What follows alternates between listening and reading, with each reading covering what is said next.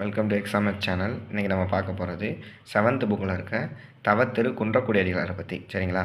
இவர் என்ன பண்ணியிருக்காருன்னா, மக்கள்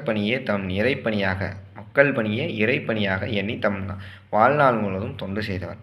இறை தொண்டு, சமூக தொண்டு, இலக்கிய தொண்டு, இது மூன்றுமே ஆற்றின ஒரே ஆள் இவர் தான். திருக்குறள் நெறியை பரப்புவதை தம் வாழ்நாள் கடமையாக கொண்டவர். இந்த இடத்துல டிஎன்பிசியில் கேட்பாங்க, திருக்குறள் நெறியை பரப்புவதை தம் வாழ்நாள் கடமையாக கொண்டவர்னு ஆப்ஷன் ஏல திருக்குறளார் வி முனுசாமி அவரை வச்சுருவாங்க. ஸோ கேர்ஃபுல்லாக பார்த்துக்கங்க. இந்த இடத்த மட்டும் திருக்குறள் நெறியை பரப்புவதை தம் வாழ்நாள் கடமையாக கொண்டவர். இவர் எழுதிய நூல் என்னென்னு கேட்டிங்கன்னா, நாயன்மார் அடிச்சுவட்டில், குறட்செல்வம், ஆலயங்கள், சமுதாய மையங்கள். இதை எப்படி ஞாபகம் வச்சுக்கலாம்? ஆலயத்தில் தான் நாயன்மார் இருப்பாங்க இல்லையா? ஆலயங்கள், சமுதாய மையங்கள். ஆலயத்துக்குள்ளே நாயன்மார் இருப்பாங்க. அவங்களோட அடிச்சுவட்டில் குறட்செல்வத்தை வைக்கிறாங்கன்னு ஞாபகம் வச்சுக்கோங்க. சரிங்களா? நாயன்மார்கள் அடிச்சுவட்டில் குறட்செல்வம் வைக்கப்பட்டது. அவர்கள் ஆலயங்கள், சமுதாய மையங்களில் உள்ளன அப்படின்னு ஞாபகம் வச்சுக்கோங்க இவரோட நூல்.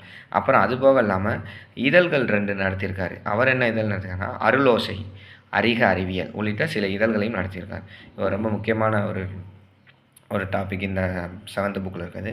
ஸோ பார்த்து நல்லா படிச்சுக்கோங்க. தேங்க்யூ.